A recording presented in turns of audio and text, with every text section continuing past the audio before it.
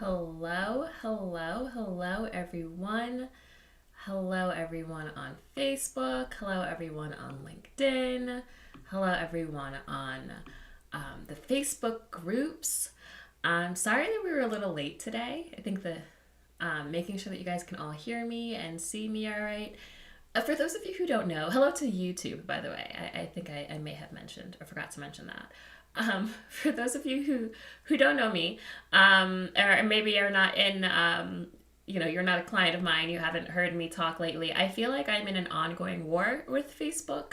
I decided to upgrade to the Mac M1 Mini over the holidays, and ever since then, Facebook has been in this constant stream of logging me out and asking for the six-digit codes, and me giving them codes and them not liking the codes. So that's kind of where we're at. So I apologize for being a little late. I apologize for the delay, but I'm really excited for today's conversation. I do just want to make sure that you guys can hear me and see me okay. So that if someone could just put in the comments whether you can hear me or see me okay, that would be really great. Otherwise, we will keep going. Let's see, let me just check one thing here. Okay. I am hoping that you guys can hear me and see me okay. Today we're talking about waitlists. We're talking about what happens when you are waitlisted. You were waitlisted. What do you do? For those of you who are new, my name is Sydney Montgomery. I'm the CEO of Montgomery Admissions Consulting, where we specialize in working with first generation and minority law school applicants. And waitlists are confusing. That's just it. Waitlists are confusing. They can come at any time too. So we're going to be doing a couple of things. We're going to be talking to you about what it means to be waitlisted. What is a waitlist decision and what it's not. What waitlisting does not mean for you in your applications. We are going to be then looking at why schools even waitlist you and what were the reasons why your particular application was waitlisted and what are the reasons that the school has for having whatever waitlist strategy they have. Pro tip, a little sneak peek, there are many different reasons why schools waitlists. Some of those reasons are because of you, and some of those reasons have nothing to do with you at all. There's a lot of things that go on in the back when we talk about enrollment management. And enrollment management is kind of this relatively, I guess it's not new. I think it's like a trend. It's not new. But, admissions, we understand admissions, but really a lot of admissions are changing their title to enrollment management because that's what they're doing. They're managing enrollment. And I think that speaks more to the data and the numbers and the metrics and the algorithms and all of the different strategies that they're employing. And that's really also where waitlist comes in when we talk about yield. And then we're going to talk about writing letters of continued interest. We're going to talk about what a letter of continued interest is. We're going to talk about what it's not. We're going to talk about how often you should write one and what you should put in it. Now, if you're on my email list, you do know that on Monday we are launching a very mini waitlist course because there have been so many questions. I'm getting them everywhere on Instagram, in my inbox, questions people have about what to do with waitlists. And so we wanted to make this course so that you guys can have some guidance as you are going through waitlists, because a lot of the times you can solve some of these issues on your own. And so I want to empower you to understand the waitlist situation that you have. We also have a new blog on our website, How to Write Law School Letters of Continued Interest. It's a pretty in-depth blog. It's a pretty in-depth guide. It also includes a sample there for you and kind of the different parts of a letter of continued interest. So if you haven't already checked out our blog at smontgomeryconsulting.com/blog, make sure that you check that out as well. But let's start with the basics. What does it mean to be waitlisted? What is a waitlist decision? When you are waitlisted, that means that the school is not making a final decision on your application yet. So there are kind of a couple of different options for you. You can be admitted, you can be denied, or you can be waitlisted. Sometimes even schools will put you on hold. And a hold really does mean we're not even deciding if we're putting you on the wait list, we're just putting you on hold. But if you're admitted, yay, everyone's happy. And if you're denied, sad, break up the ice cream. But how do you react when you're waitlisted? Are you happy? Are you sad? Are you mad? Is all hope lost? Where do you place your emotions? Well, a waitlist really means that there's going to be a second review of your application. So the first thing I always tell students is that a waitlist is not a denial. They could have just rejected you. It would have been easier for them to just reject you because then they never have to read your application again. But if they're waitlisting you, it means that they're most likely going to give you another look. So that is why when we write letters of continued interest, when we get there, we always start with gratitude. We start with being thankful that they have put us on the wait list because they really could have just denied us. And what it really means also is that there might be something in your application that they're not quite sure about. But there's something in your application that they love. This is the thing about the waitlist that people really miss. There's something in your application that they love. That is why they did not just reject you. Because there's something that they like. They're not sure. Maybe there's something they don't love. But there's something that they do love. There's something that they do like. And no matter what decision you get in this season, whether it's acceptance, denial, waitlist, I want you to also know that your worth is not tied to this decision. Just because one school rejects you does not mean, or even if all of the schools reject you, it's not going to happen, knock on wood. But even if that were to happen, that does not mean that you're not destined to be a lawyer, you're not good enough, you're not going to succeed in law school. None of that's true, right? It just means that your application does not fit that school's particular needs at the time, what that school is looking for. You can get in to a number of top schools and you can get denied from a number of top schools, but you as an applicant, you as a law school student, you're still worthy, right? Now, I will share, I did not get into Yale Law when I applied. I think it's because I didn't get into Yale Law as an undergrad, and they were like, we've seen this before. Answer still no. Actually, Yale was my first choice as an undergrad. I'm so happy that I got into Princeton and that I went to Princeton instead. Love Yale. Shout out to Yale. It's a fantastic school, but I loved my time at Princeton and it was exactly where God wanted me to be. And I firmly believe that God closes doors that are distractions. So I actually have thanked God numerous times for allowing me to be rejected from Yale. I wasn't feeling that way at 17. When Yale said no at 17, I was like, but Rory Gilmore went to Yale. I was very, very upset. And then, subsequently, elated that I got into Princeton. But what I didn't know at that moment is how God was closing that door so I didn't make the wrong choice. I didn't even have a choice to make. So oftentimes when I pray that God will remove the wrong choice. Sometimes we may be praying that for the LSAT exam. Remove A and C so that I know to choose B. Right? And sometimes it's like that with schools. Like I ask, God, make it clear, make it plain where you want me to go to school. Close the doors that you don't want me to walk through. And sometimes that's what happens with a rejection. Boop, door closed. But you are just as worthy. And you might be like, well, how did I get into, I know people who got into Harvard, but they didn't get into Georgetown, for example, or they didn't get into some other school. And they're like, that doesn't make sense. Listen, closed door, clear choice. Moving on. Next, right? So we have to be thankful for doors that open and thankful for doors that close. But when it's a wait list, we also need to be thankful because that means that it gives us more of an opportunity to show them why we would be a good fit for that school if that school is our dream school. And an opportunity to also look at the schools that we have gotten into.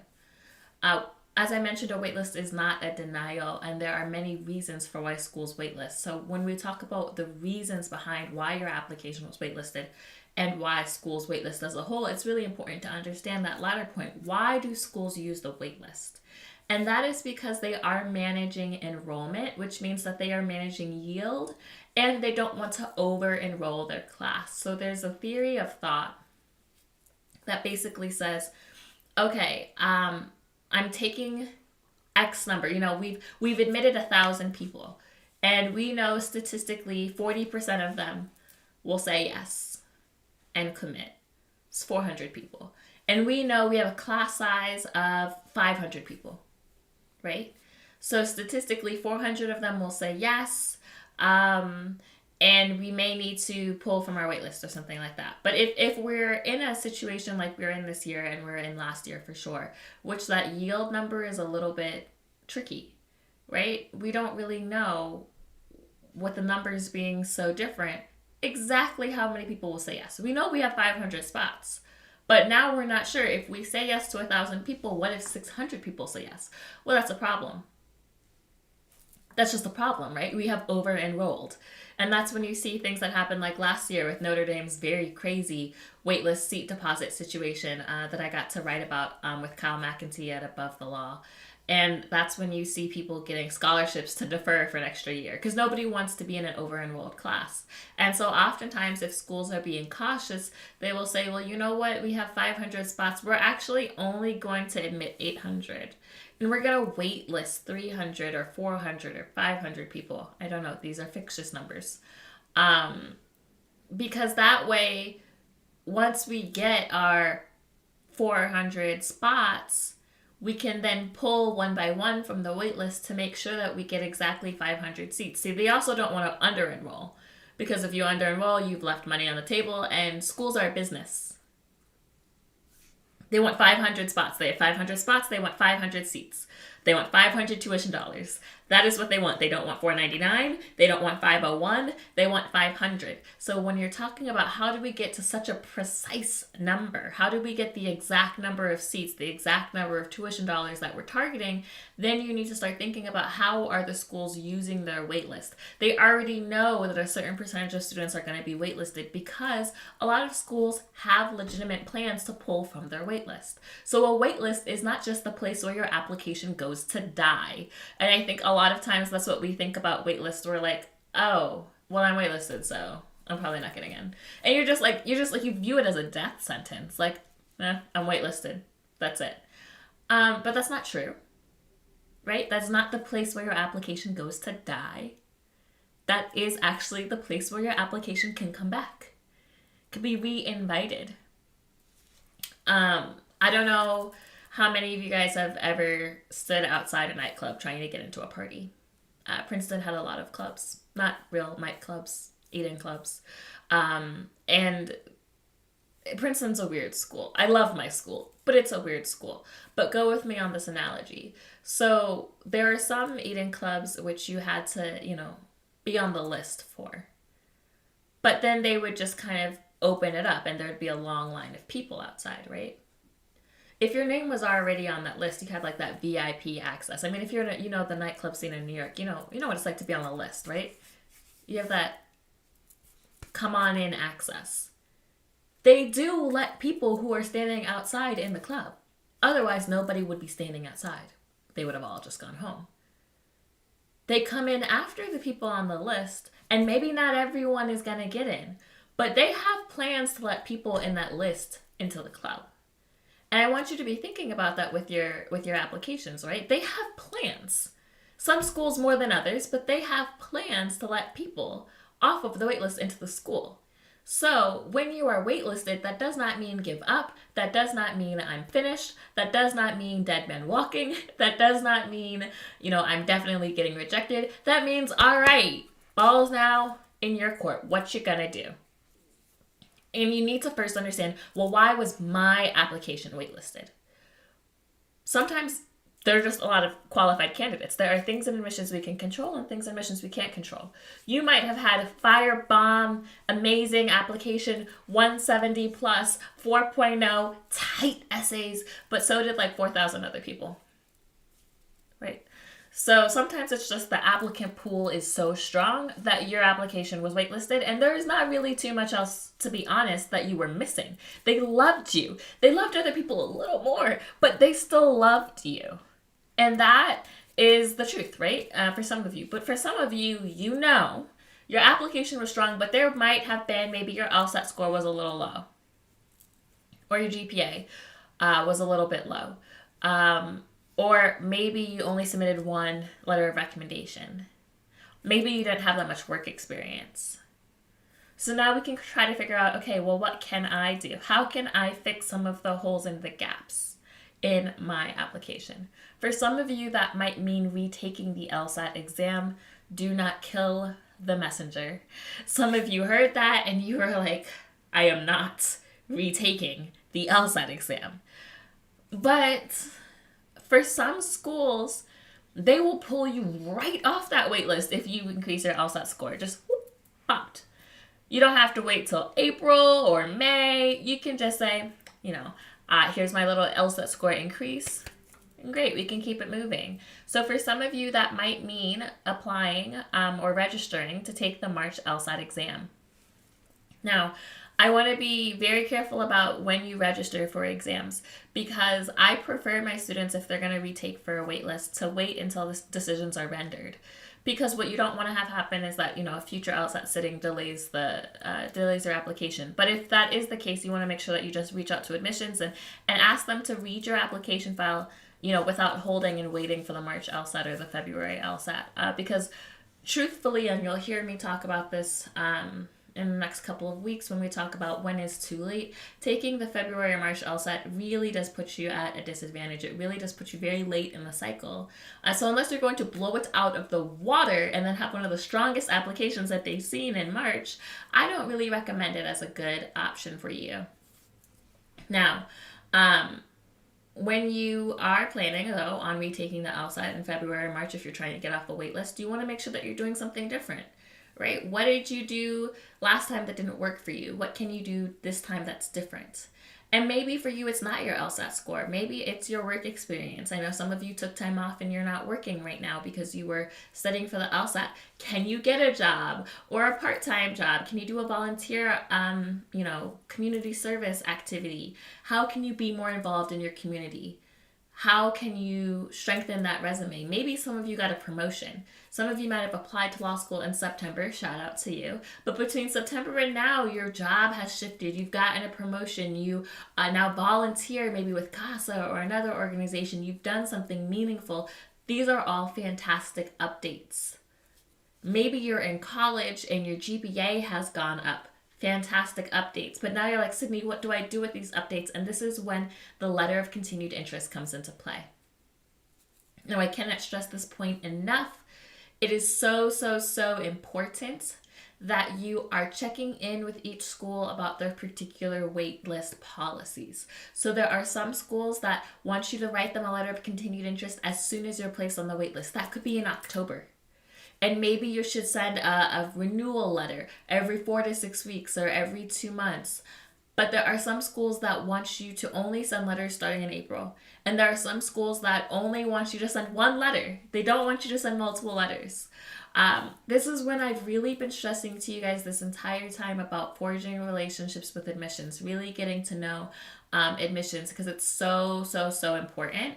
That you're not just showing up when you need something, which is when you're waitlisted, but that you've been building this connection the whole time, because then you can go back to that person and say, hey, I've been talking to you, we're great, I was waitlisted. How do you prefer waitlist candidates to stay in touch with you? How often would you like to hear from waitlist candidates? And they will tell you, they will be very honest and transparent with you. And that's what you want. And then you want to follow instructions.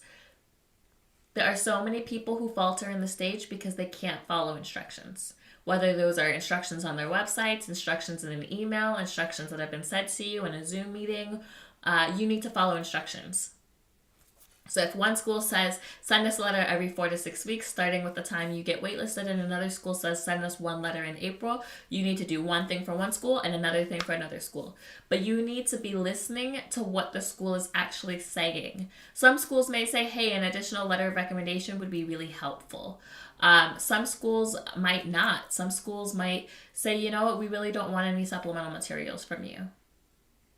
Listen and take an individualized approach with every school. Now, when we talk about what goes in a letter of continued interest, you want to, like I said, that first part is to show gratitude. You want to thank them for the opportunity to remain on the wait list, because it is still their time that they're taking to review your application.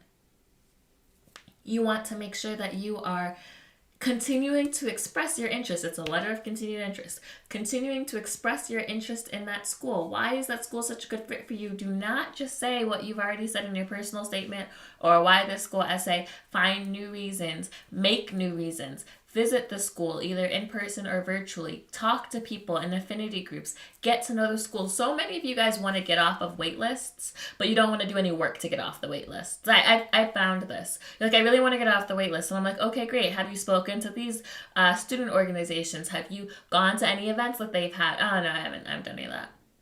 Why would they take you off of the wait list? Do you know who they take off the wait list? Students they are convinced actually want to come. How convincing are you?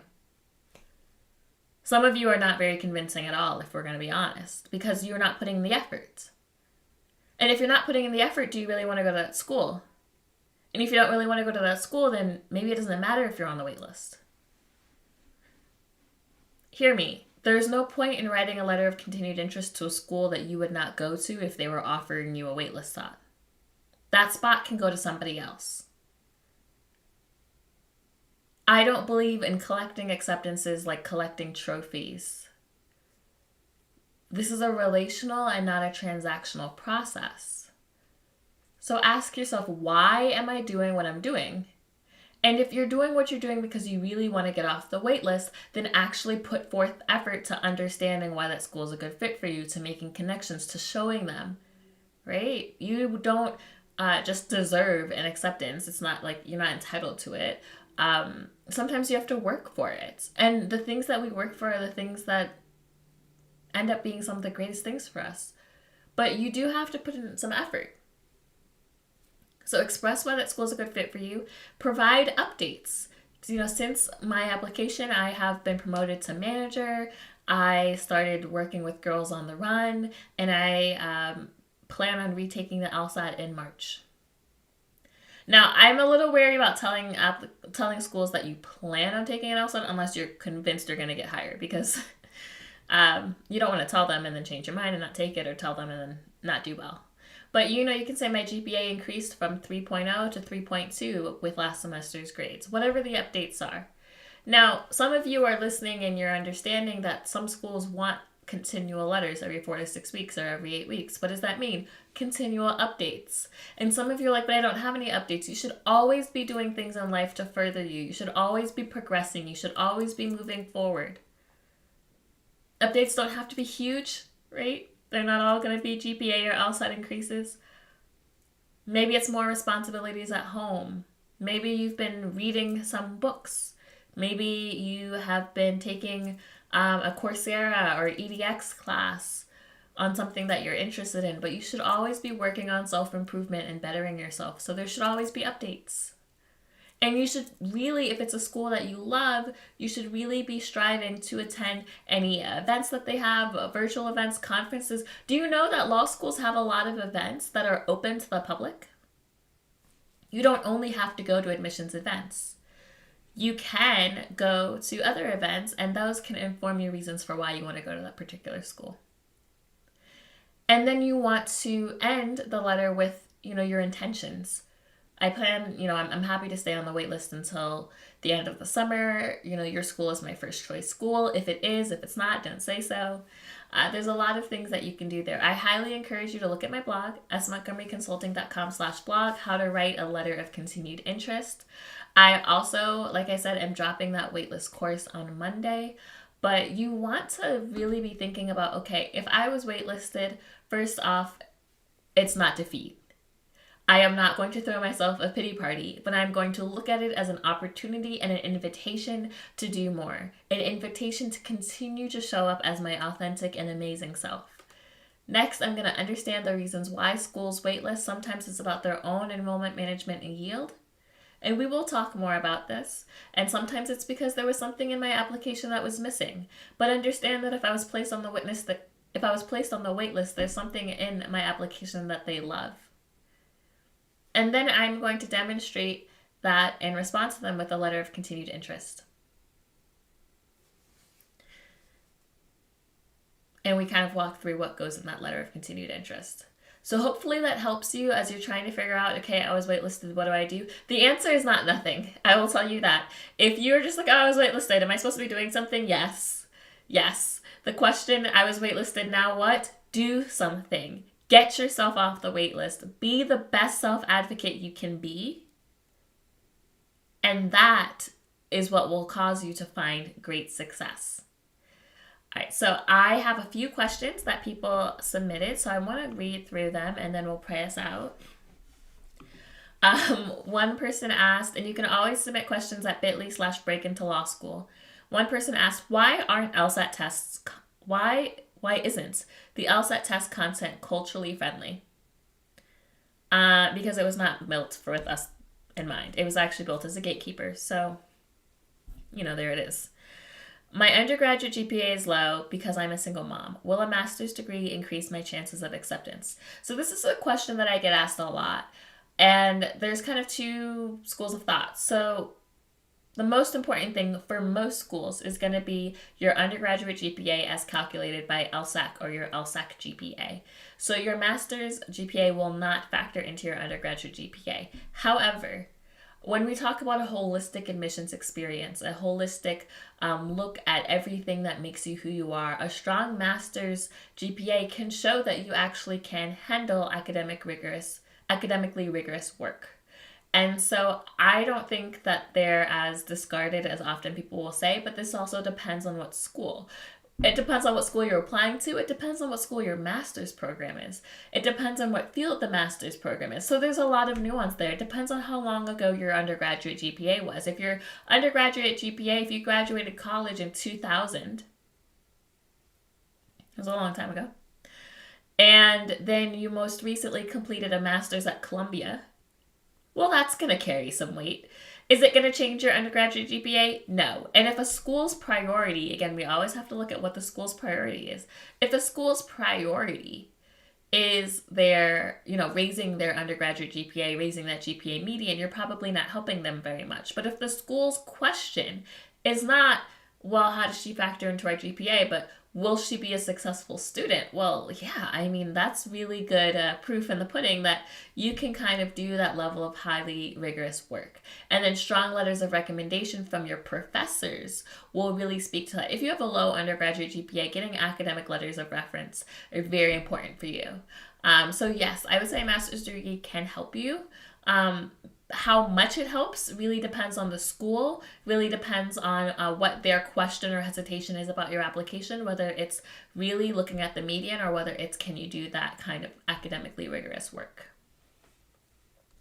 How early should I apply for law school? So law schools, the application's open in September. If the question is when should I begin preparing, I have already started to begin to prepare with students who are applying for law school to submit their applications in September. I don't know why I struggled so hard with that sentence. I start taking students as early as September for the following September application. And we just kind of work on a little bit more of an elongated timeline. But I would say if you are thinking about applying this September, now is a great time to get started. I think we actually have an Instagram post or a LinkedIn post that says basically that. But now is a great time to get started. There's planning, there's preparation, there's a lot of brainstorming that you can do. I love to work with students this early because we can really work to get the application materials pretty much set in the next 3 to 4 months. It gives you a little bit of time if you're going to focus on the LSAT for one part of it, and then essays and then LSAT, and it ensures that you can get your application submitted in September. Should I wait to apply with a higher score next cycle? So I think I did a whole video on whether or not you should still apply this cycle, and a lot of it is going to come down to what are the schools that you're looking at and what's important to you. So what are the values that you care about when it comes to what law school you go to? Is it ranking? And ranking shouldn't be everything. It really shouldn't. But what are you trying to do? What are your career aspirations? Are you trying to maximize your scholarship money? So you have to kind of peel back the question of what is most important to me in my law school application process. And then how feasible is it with my current, LSAT score or GPA combination? Do I have enough time with my essays? Am I prepared right now to get the outcome that I desire? And am I rushing the process? Or like, do I know if I wait, I could have a drastically different application cycle? Those are some of the questions that you really want to be asking yourself. Can your personal statement be your diversity statement? Meaning, if my personal statement touches upon my diverse background and how it influenced me to pursue law, would I need to write a diversity statement? Your personal statement and your diversity statement are two different statements. There is probably no way that you can get everything about you in 2 pages. And so we talk a lot, and we will be talking a lot about what goes into your personal statement. But your personal statement should be very much grounded, with experiences and stories and anecdotes and why you want to go to law school. Now, let's say you are really wanting to pursue immigration law. And so you're talking about your experiences as an immigrant, maybe as an undocumented student, in your personal statement. So now you're wondering, well, do I have a diversity statement? Is there anything else about you, any other part about your identity or a moment that has really shaped you? Maybe you want to focus on maybe you're Catholic, right? I'm just making this up. But maybe your Latina Catholic identity is really important to you, and that's not something in your personal statement. Or maybe you're an older sister and you've had to sacrifice things to help take care of siblings, and you've worked a couple of jobs. Maybe you were the first in your family to go to college. Maybe you are a professional singer. Totally made that one up. But do you know what I'm saying? Like, there are other things about you that may have given you a diverse outlook on how you view the world, and how you treat others, how you interact in spaces. So I would just encourage you to really think, did I get everything about me in this 2-page personal statement? Probably no. And so the diversity statement is an opportunity to give a fuller picture. Y'all had questions today. Oh my goodness. Can you talk about how to develop a good study schedule and pace yourself leading up to the LSAT? So yes, so I'm not an LSAT tutor at all. But I will say that we do a lot of work with students on study habits, on mindfulness and mindset when it comes to the LSAT. And, those are some of the things that you'll see included in our packages. So a good study schedule, I like to say it takes at least 3 hours a day. And those don't have to be 3-hour chunks. I have ADHD. I cannot do that 3-hour chunk situation, but I would do maybe a half an hour over breakfast. I do an hour at lunch. I do a half an hour like on my commute home for my summer internship, and I did an hour over dinner. And I just kept that schedule. So you really want to figure out what is a schedule that's going to work for me, and do I have at least 3 to 4 hours blocked out? When you get to taking practice tests, I usually recommend taking it on the same day. So if it's Saturdays at 8 a.m., Saturdays at 8 a.m. And then like really focus on, okay, I want to have, the same breakfast in the morning, the same morning routine, the same chair, the same table, right? Don't try to, it's like a science experiment, as much as I hate science. But you want to control as many variables as you can so that you can really just focus on the test and reiterating that. And so it's not like, well, my score went up, but also it was 11 a.m. instead of 8 a.m. Or my score went down, but I was super stressed and it was loud and I was sitting outside. Right? Because then you don't actually know if your studying is what's causing the score increase or decrease. It could be everything around you. So I try to say, really control your environment. Get your environment as consistent as possible, and then you'll be able to look to see what is the actual effect of my studying. But really getting consistent with it. It's like learning a foreign language too. You want to immerse yourself in it. So don't just do it on the weekends. You really need at least, a little bit every day. But I like to say when you're really studying, at least a minimum of 3 hours every day to really be immersed in it. And then can you give a good example of answers for law school interviews? Yes, I also have an entire video on preparing for law school interviews, so I will definitely recommend you do that. I don't know if I can give a good example of answers, but I would say the common questions are, tell me a little bit about yourself. Why do you want to go to law school? Why do you want to go to this particular law school? Where do you see yourself in 5 years? What's something on your resume that you're really proud of? What's something on your resume that you're maybe not as proud of? How do you work well on a team? What obstacles have you overcome? So there's a few things there as well. But I would definitely recommend you to go and look at that video and see kind of what you can learn from that, and then also put it in the comments, right? Put it in the comments if you have specific questions. I'd really love I'd love to answer them. Okay, so I am going to pray us out. If you have questions on waitlists, reach out to me. Reach out to me in the comments. Reach out to me in email. If you're in my Facebook group, definitely reach out to me. I want to be here for you. I want to be a resource for you, especially because I know that waitlists are confusing. And you're just like, I'm on the internet and I'm on Reddit, and I just don't, first off, cancel Reddit. Let 2022 be the year that we cancel Reddit. That's my goal. That's my hope. But really make sure that you are getting quality advice in this time and you're not sleeping and wasting time. So you've been waitlisted, now what? Make sure that you actually are doing something. Dear Heavenly Father, I just come to you and I say thank you. Thank you for the waitlist. Thank you for the opportunity to continue to show up, to continue to advocate for ourselves. Thank you for not a no. But also, dear Heavenly Father, I want to thank you for closing doors. I actually want to start by thanking you for rejections.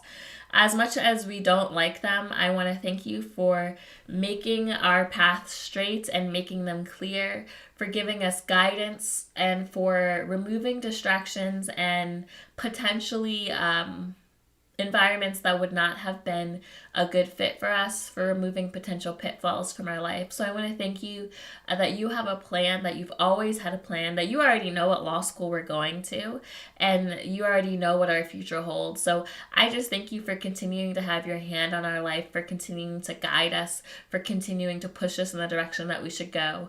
I want to thank you for wait lists, and thank you for acceptances. Thank you for open doors. Thank you for yes and amen. I ask that you would just be with students who may be feeling very dejected from their waitlist offers, that you would remind them that the battle is not yet done, that you have just created an opportunity to do a miracle, because by having this opportunity, by having this waitlist opportunity, it's an opportunity for us to lean into our faith, for us to ask you where you would like us to go, for us to trust you, for us to have bold faith and believe bold things. So I just thank you for that. I thank you for being here with us. I thank you for going ahead of us and fighting our battles. I thank you for giving us updates and things to put in letters of continued interest. I just ask that you would provide opportunities for those who are listening who are stressed because maybe they don't know what to put in an update, or they don't have things to share. I ask that you would give them the confidence to reach out to student groups and affinity groups and to forge connections. I ask that you would give them the confidence and the wisdom and discernment to know what other events they can attend, how they can research and get to know that school better. I ask that you would give them the tools to search out internship or job opportunities, volunteer opportunities, that you would help them update their application, not just for that particular school, but so they can be continually on a path of self-betterment. I thank you for just the willingness of admissions to see something in our applications that maybe others overlooked. I thank you for their ability to see past numbers, GPA and LSAT, and to really see our potential. So I thank you for that, and I thank you again just for going ahead of us and going in this battle. I ask that as students are crafting their letters of continued interest, that you would just be with them and give them perseverance, that you would also give them wisdom and discernment to know and to seek the answers, to know how often they should be contacting schools, to know how they should be contacting schools. I ask that you would be a guide as they're trying to figure out their strategy, whether they need to retake the LSAT or wait for another cycle, whether there's something that they can do or an additional letter of recommendation. This is a confusing time, so I ask that you would just come into this moment with wisdom and clarity, that you would just clear up the confusion, that you would rebuke any naysayers and any distractions on the internet. There's so much wrong advice out there. So I just ask that you would make it clear their path and what they should do, that they would not be overwhelmed and have a paralysis by analyzing all the different options, but that you would give them motivation and you would give them the gumption to act boldly, confidently, and deliberately in their waitlist strategy. I ask that you would give them perseverance because playing the waitlist game is a long game that can go deep into the summer, but I ask that you would continue to give us new faith and new strength every morning and day after day, that you would renew the strength and perseverance so that we would not grow weary on these waitlists, but that we would have a renewal of faith and we would actually grow and increase in our energy and grow and increase in our faith as the waitlist season continues. I ask that you would be with the schools as they are trying to manage their enrollment, as they are dealing with yield and other issues, that you would open up opportunities for admissions to get to know these candidates personally, whether on the phone or in person or on Zoom, that they would get to meet them and know who they are beyond just what's on the paper, even what's on their essays, that you would be with them. I just ask that you would also bless all those who are just starting their journey, trying to figure out when they should start or what they should put in their essay, that you would just be with them and remind them that you are a conqueror and they will conquer this application season in Jesus' name. Dear Heavenly Father, I just thank you. I thank you for this cycle. I thank you for this new year. I thank you for 2022 and what you're going to do in this year. I thank you for just opportunities that are beyond even our imagination, even what we could perceive or conceive. I just thank you for them, dear Heavenly Father. You are so good and you want good things for us. And so I just ask that you would keep that at the forefront of our minds. I ask all of this in your Son, Jesus' name. Amen. So guys, I want you to go in peace in this waitlist season. Don't be overwhelmed. Don't be overwhelmed with what you read online. Don't be overwhelmed by choice. But have confidence to know that you were not accidentally placed on a wait list. They made that decision consciously because they saw something in you. And I hope that you would see that same worth in yourself, that you would even know that you are even more worthy than that decision and that you are in control, more in control than you might think in the situation. Of course, as always, if this was helpful, make sure that you share it with a friend, like and subscribe, rate and review, and leave a comment. Let me know where you are. Let me know what questions you have about waitlists, and I'll see you guys very soon.